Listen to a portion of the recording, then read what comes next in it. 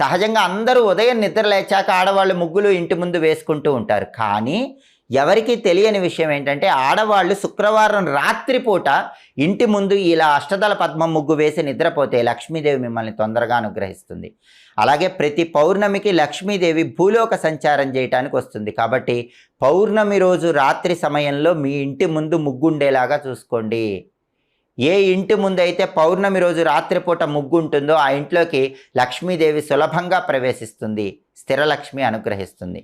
అలాగే వారానికి ఒకసారి ఆడవాళ్ళు ఇంటి గుమ్మం ముందు ఆవ నూనెతో దీపం వెలిగించి ఆ తర్వాత నిద్రపోండి. రాత్రి నిద్రపోయే ముందు గుమ్మం బయట ప్రమిదలో ఆవ నూనె పోసి దీపం పెట్టి ఆ తర్వాత నిద్రపోతే ఇంట్లో ఉన్న నెగిటివ్ ఎనర్జీ మొత్తం తొలగిపోతుంది, లక్ష్మీ కటాక్షం సంపూర్ణంగా కలుగుతుంది. అలాగే ఆడవాళ్ళు తప్పకుండా పూజ గదిలో రాత్రి నిద్రపోయే ముందు ఒక విధి విధానం పాటించాలి.